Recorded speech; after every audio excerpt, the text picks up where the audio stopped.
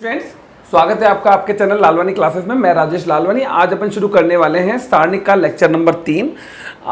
अगर आपने इससे पहले वाले दोनों लेक्चर नहीं देखे तो वो जरूर देखें, बिना उसके समझ में नहीं आएगा। मैट्रिक्स के बाद ही सारणिक पढ़ने में ज़्यादा मजा आएगा, तो आप पहले वाले दोनों लेक्चर जरूर देखें। और पिछले वाले लेक्चर में, जस्ट इससे पिछले लेक्चर में मैंने आपको सारणिक के गुणधर्म जो पढ़ाए थे वो केवल मैंने आपको ज़्यादा नहीं 5 ही गुणधर्म पढ़ाए थे, और इस लेक्चर में मैं आपको आगे के गुणधर्म पढ़ाऊंगा। ठीक है, तैयार हो आप? तो हो जाओ शुरू, अपना कॉपी और पेन निकाल लो और तैयार हो जाओ। ठीक है, तो लेक्चर नंबर 3 तैयार करते हैं। ठीक,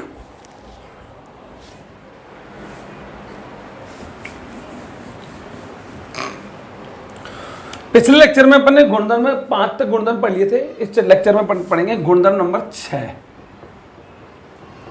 गुणधर्म नंबर 6। गुणधर्म 6 क्या है समझना। यदि ध्यान से समझना, गुणधर्मों के बिना प्रश्नावली में कुछ भी समझ में नहीं आएगा, इसलिए गुणधर्म बिल्कुल अच्छे से तैयार करने हैं आपको। गुणधर्म बिल्कुल दिमाग में अच्छे से सेट करने हैं। भले आप इन वीडियो को 2-2 बार देखोगे तो भी दिमाग में सेट हो जाएगा। सवाल नहीं होंगे अगर आपने गुणधर्म नहीं पढ़े तो, क्योंकि मैंने आपको पहले ही बताया था शुरू से ही 4.2 का एक सवाल आएगा अपने पास। ठीक है, शुरू करते हैं। गुणधर्म नंबर 6 है, यदि किसी सारणिक की कोई पंक्ति या कोई स्तंभ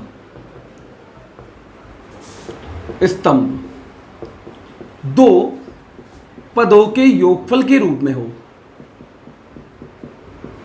योगफल के रूप में हो, तो आप इसे दो अलग अलग सारणिकों के रूप में लिख सकते हैं, व्यक्त कर सकते हैं। ठीक है, आप कॉपी में लिख लेना गुणधर्म। गुणधर्म सारे कॉपी में आपको लिखने हैं, एक जगह नोट्स तैयार करने हैं, जैसे बाद में फ्यूचर में पढ़ते वक्त तो आपको समझ में आए। खुद के नोट्स तैयार किए ज्यादा बढ़िया होते हैं, मैं शुरू में भी बोल चुका हूं। ठीक है, तो ये गुणधर्म क्या कहता है समझो। ये गुणधर्म कह रहा है, यदि किसी सारणी की कोई एक पंक्ति या कोई एक स्तंभ है ना, दो पदों के योगफल के रूप में। ठीक है, मैं एक एग्जांपल देता हूं। X Y Z P Q R X plus alpha Y plus beta Z plus gamma. गौर से देखो क्या कह रहा है कि कोई भी एक पंक्ति, ध्यान रखना, एक पंक्ति, ये वाली एक पंक्ति देखा आपने कि ये पंक्ति किसके रूप में है? दो पदों के योगफल के रूप में। आपने देखा कितनों के रूप में? दो पदों के योगफल के रूप में। तो आप इसको क्या क्या क्या तोड़ सकते हो? दो अलग अलग सारणी कर सकते हो। कैसे? X Y Z P Q R X Y Z अलग कर लिया, प्लस दूसरी सारणी में लिख दो X Y Z P Q R alpha beta gamma. आया समझ में? ध्यान से देखो, बैठा को दिमाग में कि आपकी इसमें क्या था? C3 जो था, कॉलम नंबर 3 दो पदों के योगफल के रूप में था, तो आपने इसको दो अलग अलग सारणिकों में तोड़ दिया। आया समझ में? क्लियर है? ऐसा अपन कर सकते हैं।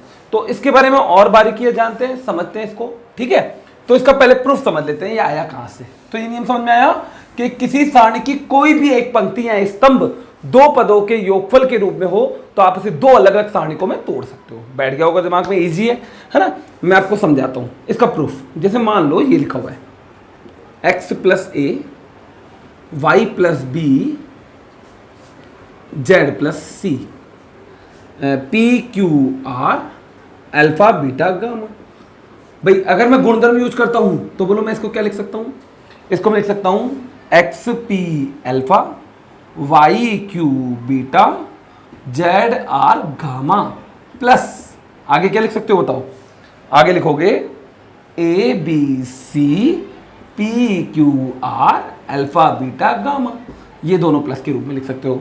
तुम बोलो सर प्रूफ बताओ, तो देखो प्रूफ अगर समझ में आ जाए तो अच्छी बात है, नहीं तो ध्यान रखोगे, गुणधर्म ध्यान रखना है ना। मैं प्रूफ समझाता हूं। देखो प्रूफ क्या है, इसके सापेक्ष प्रसार कर दो। X plus alpha, sorry X plus A क्या आएगा सबको पता है? क्यू बीटा आर गामा आएगा, minus Y plus B, okay, बीच वाले का चिन्ह बदला, क्या आएगा? P alpha R gamma, P alpha R gamma plus Z plus C, और क्या आएगा? Q alpha, sorry P Q alpha beta आएगा। ओके, अब इसको अंदर गुणा करता हूं तो ये x से गुणा होगा और a से गुणा होगा तो क्या आएगा x Q R beta gamma plus a Q R beta gamma. ऐसे ही माइनस का ये y से गुणा होगा तो y P R alpha gamma plus b, sorry plus b नहीं आएगा, माइनस b आएगा। क्यों माइनस b आएगा, लगाओ दिमाग, प्लस माइनस माइनस, माइनस का b क्या आएगा P R alpha gamma. Okay, ये क्या आएगा z P Q alpha beta और plus c P Q alpha beta आएगा। यहां तक समझ में आ गया होगा सबको अच्छे से। देखो अब मैं क्या कर रहा हूं, ध्यान से देखना, जगह नहीं है, गुणधर्म लिख लिया होगा आप लोगों ने, नहीं तो पहले स्क्रीन को पॉज करके लिख लेना ना।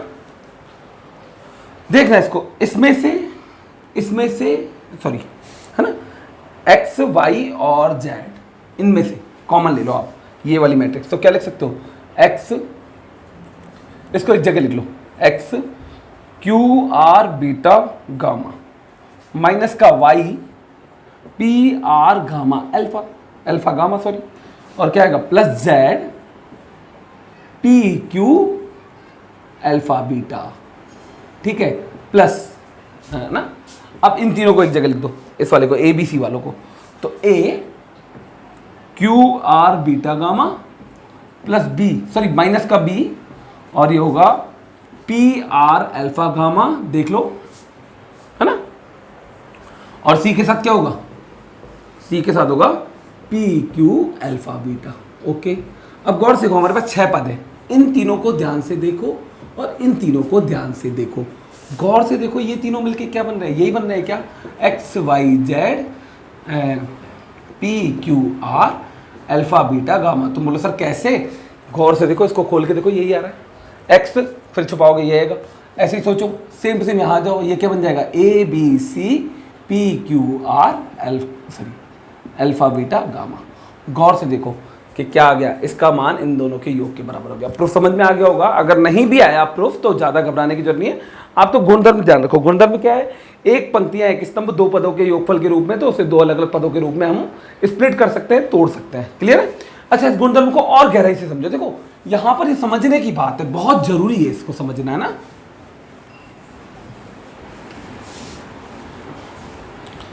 देखो अगर मैं बोलूं इन दोनों को जोड़ो, A B C P Q R X Y Z, okay, plus alpha beta gamma P Q R X Y Z, ठीक है।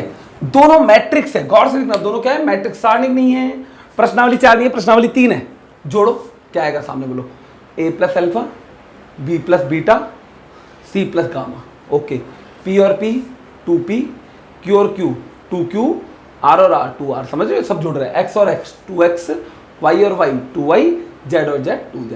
आया समझ में, ये तो हो गया मैट्रिक्स में जोड़ना। अगर यही चीज सारणिक होती, अगर ये लिखा होता A B C P Q R X Y Z, और दूसरी एक और सारणिक होती alpha beta gamma P Q R X Y Z, okay, मैंने बोला दोनों को जोड़ो, जोड़ो, तो कैसे जोड़ोगे, जोड़ने के लिए शर्त है दो सारणिक आपस में अगर आप जोड़ के सारणिक लिखना चाहते हो, वैसे तो कैसे जोड़ सकते हो, इसका मान निकाल लो, इसका तो मान निकलता नहीं है, इसका तो मान निकलता है ना, इसका मान निकालो पूरा सॉल्व करके, इसका मान निकाल के जोड़ लो। पर मेरे को सामने भी सारणी की चाहिए, मान लो जोड़ना है मुझे, सामने भी सारणी की चाहिए, तो जोड़ सकते हैं। शर्त है दो पंक्तियां या दो स्तंभ सेम होने चाहिए, तीसरी पंक्ति जुड़ जाएगी, ठीक है। तो देखो दो स्तंभ सेम है तो वो तो फोटोकॉपी हो जाएंगे, P Q R X Y Z, आया समझ में। अब इनको जोड़ो, A plus alpha, B plus beta, C plus gamma. मैं इसलिए बता रहा हूं, तुम सोचो सर ये क्यों बता रहे हो, आप तो ध्यान से सुनो, मैं इसलिए बता रहा हूं मैट्रिक्स को जोड़ना बिल्कुल अलग है और सारणिक को जोड़ना बिल्कुल अलग है, समझ में आएगा। सारणिकों को जोड़ेंगे तो क्या होगा, इस तरीके जोड़ेंगे। अगर कोई एक लड़के ने मेरे से पूछा सर अगर मान लो इनको जोड़ूं, A B C P Q R X Y Z में जोड़ना है, A B C P Q R X Y Z, दोनों सारणिक है, तो गौर से देखो इसको आप कैसे जोड़ सकते हो। पहला तरीका, दोनों सेम है आगे 2 लगा दो, पहला तरीका दोनों सेम है आगे 2 लगा दो, ठीक है ना। दूसरा तरीका, कोई भी दो सेम मान लो, जैसे ये दोनों सेम मान लिए तो आगे वाले जुड़ जाएंगे, ये दोनों सेम जोड़ोगे, ये दोनों सेम मानोगे तो लास्ट वाला जुड़ जाएगा। जैसे मैं इन दोनों को सेम मान लेता हूँ, ठीक है, इन दोनों को सेम मान लेता हूँ, इसको इससे, इसको इससे, तो तीसरी वाली चीज जुड़ जाएगी। तो ए बी सी ऐसे ही आएगा, पी क्यू आर जो सेम वाले ऐसे ही आएंगे, बाकी जो बच गया वो जुड़ जाएगा, एक्स और एक्स 2x, वाई और वाई 2y, जेड और जेड 2z। आया समझ में? अब दो कॉमन ले लो, ले सकते हो ना, सारणी के सारणी में से दो कॉमन ले सकते हैं, तो कॉमन लोगे तो बाहर दो आ जाएगा, बात वही पड़ेगी। समझ में आया? तो दिमाग में डालना, सारणिकों को जोड़ना बिल्कुल अलग है, मैट्रिक्स को जोड़ना बिल्कुल अलग है। एक और डाउट क्लियर करता हूं, इसका भी ध्यान रखना।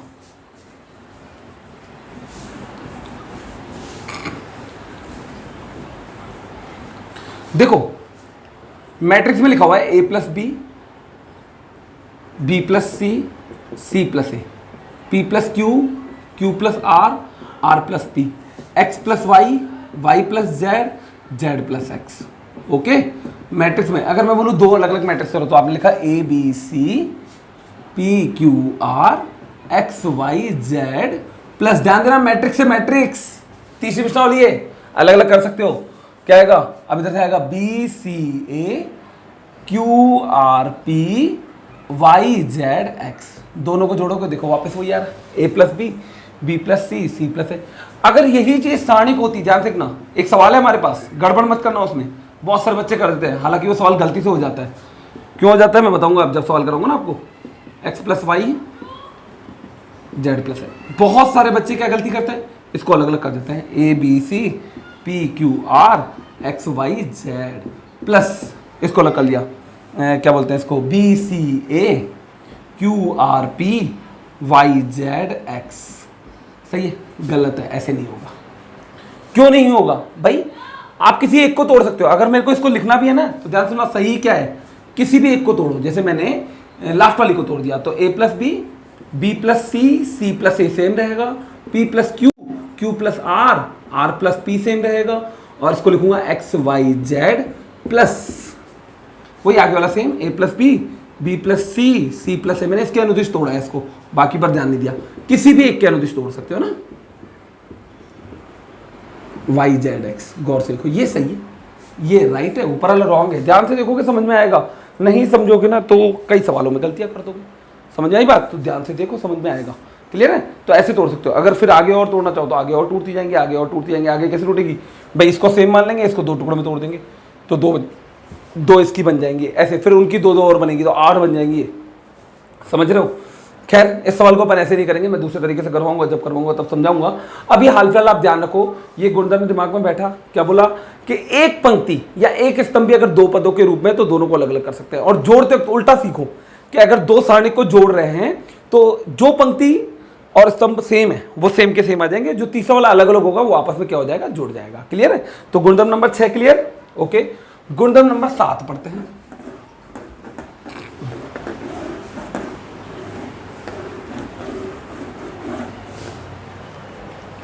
गुणधर्म नंबर 7, ये सबसे ज्यादा काम आने वाला गुणधर्म है, ध्यान रखना।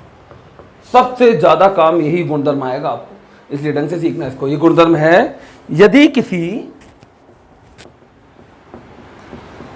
सारणी की किसी पंक्ति या किसी स्तंभ को अन्य या किसी अन्य स्तंभ ना को अन्य पंक्ति या अन्य स्तंभ पंक्ति को अशून्य अवयव के से गुणा करके, अशून्य संख्या के से गुणा करके अन्य पंक्ति या स्तंभ में जोड़े तो सारणी का मान नहीं बदलता है।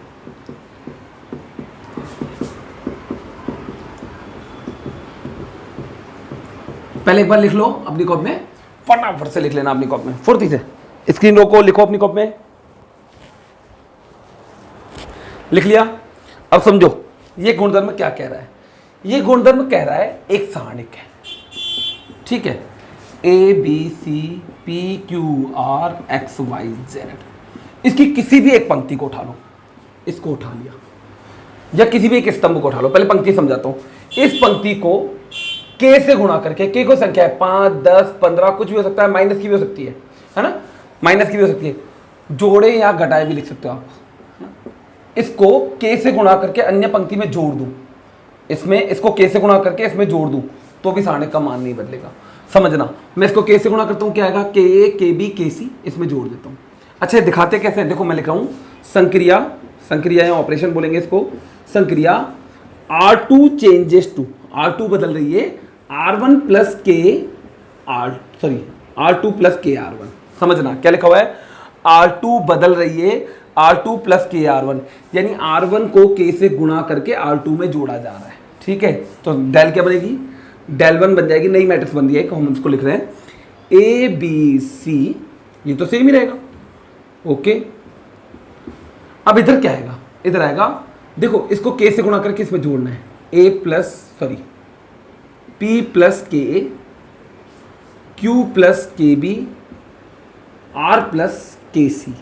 नहीं समझ में आया, समझो इसको K से गुणा करो, के बी के सी, अब इसमें जोड़ दो तो P प्लस के है, P प्लस के बी, P प्लस के सी, इसको बोलते हैं। हमने क्या किया है, ध्यान से कहो, हमने क्या किया है, एक पंक्ति को K से गुणा किया है, अन्य पंक्ति में जोड़ दिया है। इस पंक्ति को K से गुणा किया है, R2 में जोड़ दिया है। तो देखो मैंने क्या लिखा है, R2 चेंजेस टू, इसको पढ़ेंगे R2 चेंजेस टू, R2 बदल रही है R2 प्लस की R1, यानी R1 को K से गुणा करके R2 में जोड़ा गया। ऐसा करने पर सारणिक का मान नहीं बदलता, वापस वही मान आएगा। पहले इसका मान लो 100 आ रहा था, तो अभी भी इसका मान 100 ही आएगा। तुम बोलोगे सर क्यों नहीं बदला, गौर से देखो पिछले गुणधर्म से, अगर मैं इसमें पिछला गुणधर्म लगाऊं, याद है पिछला गुणधर्म, अब मैं इसका प्रूफ बता रहा हूँ हाथों हाथ। पिछले गुणधर्म से मैं चाहूँ तो इसको 2 टुकड़ों में तोड़ सकता हूँ, क्या देखो बिल्कुल, ABC PQR XYZ, बोलोगे नहीं बोलोगे, प्लस आगे बोलो ABC क्या आएगा, KB KC XYZ। गौर से देखो पिछले गुणधर्म से कि एक पंक्ति 2 पदों के योगफल के रूप में थी, 2 अलग अलग मैट्रिक्स में तोड़ दिया। अब इसमें से K कॉमन आ रहा है, गौर से देखो, मैंने आपको बताया था पिछले लेक्चर में कि मैट्रिक्स में K कॉमन लेने के लिए सब में होना चाहिए, पर सारणी में K कॉमन लेने के लिए किसी एक पंक्ति या स्तंभ में होना ही पर्याप्त है। तो K कॉमन ले लो, K कॉमन लोगे तो क्या बचेगा बोलो, ये तो आ जाएगा सेम टू सेम। इसको मैं डेल लिख देता हूँ, लिख दो इसको डेल, गौर से को, तो डेल लिख दिया, प्लस इसको देखो K कॉमन लो, ABC XYZ, याद करो पीछे गुणधर्म पढ़ाया था पिछले लेक्चर में, इसका मान 0 है। अगर प्रूफ नहीं भी समझ में आए तो कोई जरूरी नहीं है, पर अच्छे से समझना है तो प्रूफ समझो, 0 कैसे हुआ सोचो। याद करो पिछले एक सारणी मैंने आपको गुणधर्म बताया था, यदि किसी सारणी की 2 पंक्तियां या 2 स्तंभ सेम है तो उसका मान 0 होता है, ये दोनों सेम है, 0 हो गया। गौर से देखो डेल ही आ गया, डेल 1 का मान डेल, यानी कि अगर मैंने इसकी एक पंक्ति को K से गुणा करके अन्य में जोड़ा तो कोई प्रभाव नहीं पड़ा। आया समझ में? अब इसको समझो, मैं आपको 1-2 एग्जांपल और देता हूँ इसके ना, इसको यूज करना सिखाता हूँ कि यूज कैसे करना है, कब करना है वो बाद में बात करेंगे, सवाल है ना, कैसे करना है वो बता रहा हूँ। जैसे आपके पास लिखा हुआ है डेल बराबर ABC PQR XYZ, यही ले लेते हैं। मैंने बोला कि इसमें ऑपरेशन लगाओ C1 changes to C1 plus KC2। समझना कि अब ये क्या लिखा हुआ है, पढ़ो, C1 को बदलना है C1 प्लस KC2 में, इस C1 को बदलना है तो आंसर क्या आएगा बताओ, C1 चेंज होगा, ये बदलेगा, C1 चेंजेस टू C1 बदलेगा C1 प्लस KC2 में, इसको K से गुणा करके, C2 यही है, इसको K से गुणा करके इसमें जोड़ते हो तो A plus KB P plus KQ, लगा लो दिमाग, X प्लस KY, ये सेम रहेंगे, BQYCRZ सेम। आया समझ में? ध्यान से देखो, बैठा के दिमाग में। मैं क्या लगाना सिखा रहा हूँ, कब कौन सा लगाना है, कब क्या करना है, वो सब बाद में बातें करेंगे इस बारे में, ठीक है। जैसे मैं बोलूँ, एक और एग्जांपल दूँ तो देखो इसी में है ना, यदि मैं बोला कि R3 को चेंजेस करो R3 माइनस R1 में, तुम बोलोगे सर ये कहाँ लगाया आपने।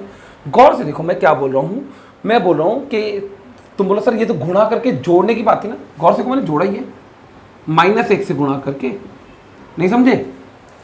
मैंने क्या किया है, R3 को लिखा माइनस के R1, -R1 समझ रहे हो, -1 से गुणा करके R1 घटा दिया, तो गौर से देखो -R1, तो R3 में से R1 घटाओ तो नई सारणी पता है क्या बनेगी, ABC ये सेम, PQR ये भी सेम, और ये क्या बनेगी, गौर से को, R3 चेंज होगी, R3 माइनस A1 तो X minus A, Y minus B, Z minus C। लगा लो दिमाग कैसे हुआ, आया समझ में कैसे हुआ, घटाया क्यों, ये ऑपरेशन लगाया मैंने। अच्छा कब कौन सा ऑपरेशन लगाना है, जब वो सवाल करवाऊंगा तब बताऊंगा कि कब कौन सा ऑपरेशन लगाना है अपन को। समझ में आ गई मेरी बात, ठीक है, बैठा दिमाग में। जैसे एक और बताऊं, जैसे देखो अगर मैं बोलूँ ये C2 है ना, C2 changes to C2 minus C3, इसको लगाओ, या C2 changes to C2 minus 2C3, इसको लगाओ, तो पता है क्या बनेगा, डेल बराबर बनेगा, ये C2 में लगाना है ना, C2 चेंजेस टू, C2 को बदलना है C2 माइनस 2C3 में, C2 माइनस 2C3 में, यानी इसको C2 को कन्वर्ट करना है C2 माइनस 2C3 में, सही है। बाकी सब सेम लिखना है आपको, APX same, okay, CRZ same, क्योंकि इसमें कोई ऑपरेशन नहीं है, ऑपरेशन ओनली किस में है, C2 में, तो C2 में ऑपरेशन लगाओ, क्या आएगा बोलो, B माइनस 2C लगा लो दिमाग, इसको 2 से गुणा करके घटाना है, 2 से गुणा करो, 2 से गुणा करके C3 को घटाना है, तो 2 से गुणा किया 2C 2R 2Z, इसमें से घटा दो, Q minus 2R Y minus 2Z, आया समझ में, क्लियर है, ये आपका आंसर है ना। कब कौन सा लगाना है, उससे हमें क्या फायदा होगा मैं आपको सिखाऊंगा। तुम बोलोगे सर एक एग्जांपल तो दो, कम से कम कुछ तो समझ में आए, लो एक एग्जांपल ले लो। चलो मेरे पास एक सवाल है, मान निकालना है 500, 504, 500, 600, चलो 600, 700, 502, 602, 702, ये है 508, 608, 708। मान ज्ञात करो, क्या ज्ञात करना है, मान ज्ञात करो। तो ध्यान से सुनो, मैंने क्या दिमाग लगाया, मैं दिमाग लगा रहा हूँ, अगर प्रसार करने बैठे तो दिमाग खराब तो होना ही है, ठीक है। मैंने क्या दिमाग लगाया, प्रसार करने से पहले मैंने देखा कि इसमें से इसको घटा देंगे तो इधर अंक के छोटे हो जाएंगे, है ना। तो ये क्या है बताओ, ये है C1, ये कौन है C2, ये कौन है C3। तो मैंने C2 को चेंजेस किया C2 माइनस C1, तथा हाथों हाथ C3 को भी चेंजेस कर दिया C3 माइनस C1। इस C1 को इसमें से भी घटाया, इसमें से भी घटाया। गौर से देखो कौन कौन बदल रहा हूं मैं, हाथों हाथ C2 भी बदल रहा हूँ, C3 भी बदल रहा हूँ, इसको इसमें से भी घटा दिया, इसको इसमें से भी घटा दिया। तो गौर से देखो नई डेल क्या बनेगी, मान थोड़ा ना बदलेगा, मान वही रहेगा। ये आ गया 500, 600, 700, इसको इसमें से घटाओ 2, इसको इसमें से घटाओ 2, इसको इसमें से घटाओ 2। ओके, अब इसको इसमें से घटाओ, क्यों घटाओ, C3 माइनस C1, C3 है ना ये, C3 में से C1 घटाओ तो क्या आएगा 8, 8, 8। गौर से देखो, क्या 2 कॉमन ले सकते हैं, बिल्कुल ले सकते हो।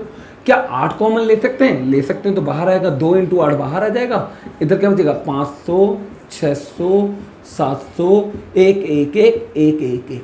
आया समझ में। अब गौर से देखो, ये तो हो गया 16 और इसका मान हो गया 0। इसका मान 0 क्यों हुआ, सोचो, सोच लिया, ये दोनों सेम है इसलिए इसका मान 0 हुआ। तो गौर से देखो आंसर 0 आया ना, आया समझ में। तो ये गुणधर्म का फायदा है अपने पास कि हम सवालों को काफी छोटा कर सकते हैं, बहुत सारी संख्याओं को कम कर सकते हैं। आई बात समझ में, वो मैं तुम्हारे को जब सवाल करूंगा ना तब बताऊंगा, ठीक है। तो अच्छा, एक और छोटी सी बात है ना, मैं आपको बताना भूल गया, इस बात को बिल्कुल अच्छे से ध्यान रखना, नोट करके। ये वाला जो ऑपरेशन है यानी कि गुणधर्म RI बराबर RI प्लस KRJ, ये क्या कहना चाह रहा है भाई, RJ मतलब R2 R3 R3 कुछ भी हो सकती है, R1 R2 R3 को K से गुणा करके RI में जोड़ा हुआ है, RI भी कुछ भी हो सकता है, या फिर CI changes to CI plus KRJ रूप में लिखते हैं ना, प्लस माइनस कुछ भी हो सकता है, ठीक है। इस रूप में लिखते हैं गुणधर्म को ना, का एक ही स्टेप में 2 बार प्रयोग हो सकता है। जैसे अभी मैंने किया था, 2 बार प्रयोग हो सकता है, किया जा सकता है, ठीक है। पर एक सावधानी बरतनी है, पर ध्यान रहे पहली बार उपयोग में लाई गई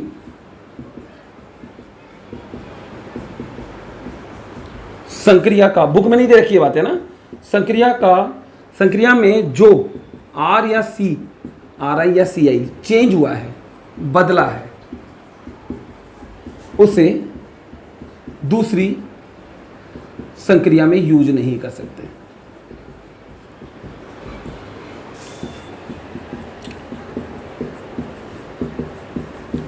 तुम बोलोगे सर क्या मतलब, ठीक है। तो इसको समझना, इसको बड़ा गहराई से समझना पड़ेगा, तब जाके समझ में आएगी ये बात।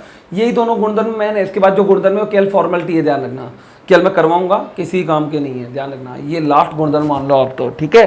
तो इसलिए इसको ढंग से सीखना। क्या बोल रहा है, एक ही स्टेप में इस गुणधर्म को 2 बार प्रयोग ले सकते हो। ले लिया। लेकिन ध्यान रखना, पहली संक्रिया में जो चेंज हुआ है वो दूसरी बार अगली संक्रिया में यूज नहीं होगा। ज़्यादा सवालों में समझ में आएगा, पर थोड़ा सा मैं समझा रहा हूँ। देखो इधर, जैसे मैंने यूज किया C1 changes to C1 minus C3, ठीक है, C3 घटा दिया, ओके। और C2 changes to C2 minus C1, ये ऑपरेशन गलत है। एक ही सवाल में दोनों ऑपरेशन गलत है। मैंने एक ही सवाल में दोनों ऑपरेशन लगा दिए, गलत है। क्यों गलत है समझो। C1 चेंजेस टू यानी C1 बदल चुका है, और अगली स्टेप में आप C1 यहाँ यूज मिलेगा, गलत। C1 बदल चुका है, C1 नया हो चुका है, क्या आप उस C1 को घटा रहे हो? नहीं, अब नया C1 घटना चाहिए वहां से। सही समझ में आई बात? तो ये आपका गलत हो गया। हाँ ये सही है, C2 changes to C2 minus C1, C3 changes to C3 minus C1। गौर से देखो, यहाँ कौन चेंज हुआ? C2 चेंज हुआ, और यहाँ कौन चेंज हुआ? C3 चेंज हुआ। दोनों बार C1 घटाया गया, C1 चेंज नहीं हुआ, C1 चेंज नहीं हुआ, C1 दोनों बार घटाया गया, C1 वही है। आया समझ में? अब देखो ये ऑपरेशन सही है या गलत, सोचना पड़ेगा ना, थोड़ा सा सोचो। इधर मैं लिखता हूँ, तो इसको लिख लो एक बार अपनी कॉपी में। ये अपनी बुक में नहीं है, पर अगर ध्यान नहीं दोगे तो सवाल गलत हो जाएंगे, ठीक है। मैं सवाल करते हुए आपको बताऊंगा ये बात। स्क्रीन रोक लो और लिख लो। लिख लिया? ठीक है। समझना मैं क्या बोलना चाह रहा हूं, ध्यान से देखना, पूरे वीडियो को समझ में आएगी बात, काट काट के कुछ नहीं देखना है। लो देखो सर, जैसे किसी बच्चे ने यूज किया R2 changes to R2 minus R3, तथा एक ही स्टेप में फिर लिखा है R1 changes to R1 minus R2, गलत है। क्योंकि पहले स्टेप में R2 चेंज हो चुका है, वो R2 यहाँ यूज में लिया गया है, इस जगह पे घटाने में या जोड़ने में कुछ भी, तो ये गलत है। आई बात समझ में? बैठा कुछ दिमाग में?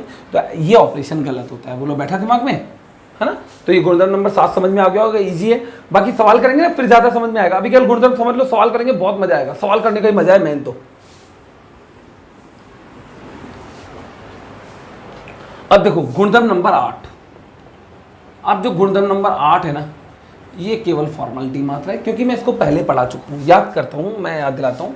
इसके दो भाग हैं, A11, A12, A13, A21, A22, A23, A31, A32, A33। इसका मैं प्रूफ भी नहीं बताऊंगा, क्योंकि मैं पिछले लेक्चर में इसका प्रूफ दे चुका हूँ। ध्यान सुना, यदि किसी, इसके दो भाग हैं, यदि किसी पंक्ति या स्तंभ के अवयवों को उसी पंक्ति या स्तंभ के सहखंडों से गुणा कर दे, सहखंडों से गुणा कर दें, तो सारणिक का मान प्राप्त होता है। याद करो, कर चुके। क्या कह रहा हूं? अगर मैं इसी पंक्ति के इसी के सहखंडों से, याद करो इसका सहखंड F11, F12, F13, ये कैसे निकालते हैं पिछले लेक्चर में सिखाया हुआ है, देख लेना भले आप।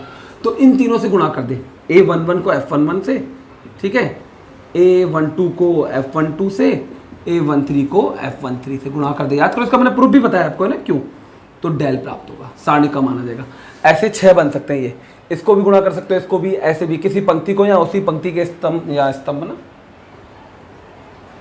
या स्तंभ से गुणा कर दें, ठीक है। तो इसको भी लिख लो। इसका सेकंड पार्ट क्या है वो देखो, वो भी मैंने पिछले लेक्चर में बताया था। यदि किसी सारणिक की किसी पंक्ति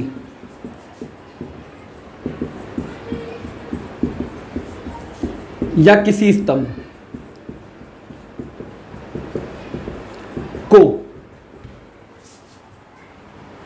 किसी पंक्ति या किसी स्तंभ को उसी के को अन्य पंक्ति के, अन्य पंक्ति या अन्य स्तंभ के सहखंडों से गुणा करें, सहखंडों से गुणा करें, तो 0 आता है, 0 प्राप्त होगा। मतलब क्या समझना, ये भी मैंने पिछले गुणधर्म बताया था आपको। अगर मैं इसको इसके सहखंडों से गुणा कर दूं, या इसको इसके सहखंडों से, यानी A21 दूसरी पंक्ति है और सहखंड पहले वाले के F11 plus A22, F12, A23, F13, से गुणा करूं तो आंसर क्या आएगा 0। किसी भी पंक्ति को अन्य पंक्ति के सहखंडों से गुणा करोगे तो कितना आएगा 0। आप चाहो तो एक उदाहरण लेकर दे सकते हो, पिछले वाले लेक्चर में मैंने इसके बारे में समझाया हुआ है। तो एक गुणधर्म नंबर आप पहले पढ़ा हुआ था आपका, केवल मैंने लिखवाया है। समझ में आ गई बात? क्लियर है? बढ़े आगे लिख लो एक बार पहले आप। लिख लिया? अब गुणधर्म नंबर 9 देखो। गुणधर्म नंबर 9 क्या है?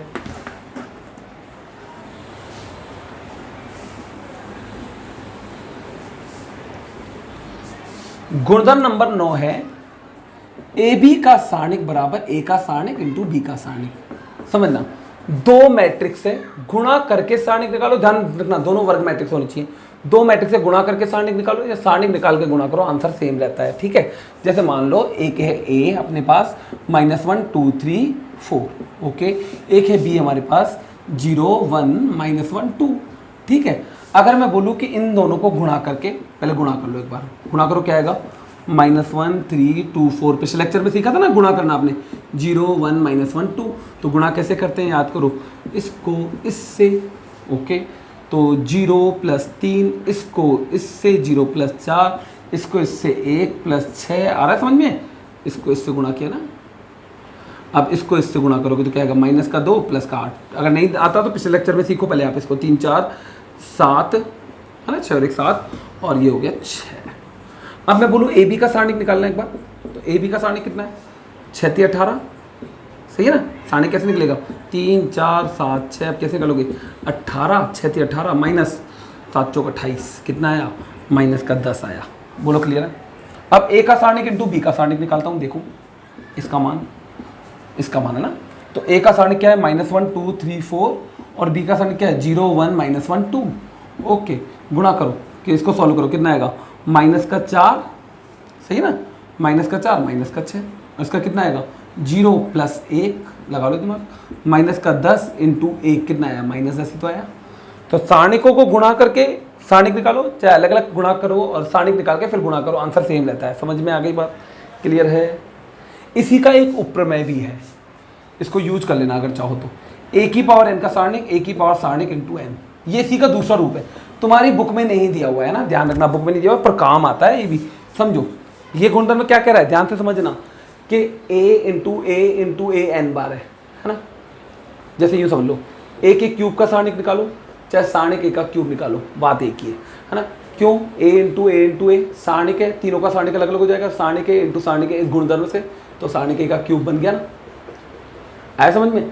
तो फायदा क्या है, जैसे मेरे से कोई सारणिक दे दे a, है ना, -1 a बराबर दे दिया -1 2 3 4, और बोला कि a की पावर 5 का सारणिक निकालो, तो नॉर्मली कोई बच्चा क्या करेगा, पहले a की पावर 5 निकालेगा, a 5 बार गुणा करेगा, फिर उसका सारणिक निकालेगा। तो बेवकूफ़ी है ना, अपन तो क्या करेंगे, सारणिक a निकाल के उसकी पावर 5 कर देंगे, आंसर आ जाएगा। समझ में आया? तो ये गुणधर्म इसी का ही दूसरा भाग मान लो आप। समझ में आ गई बात? ये गुणधर्म बुक में नहीं है, समझ लेना इस बात को। ठीक है, ठीक है। गुणधर्म नंबर 10 लास्ट गुणधर्म है, इसके बाद आगे का जो भी है मैं अगले लेक्चर में करवाऊंगा आपको। ये गुणधर्म नंबर लास्ट 10वां पढ़ेंगे ना। वैसे ही गुणधर्म नंबर 10 भी हमें काम नहीं आता ना, बस ध्यान रखना कई सवाल छोटे हो जाते हैं।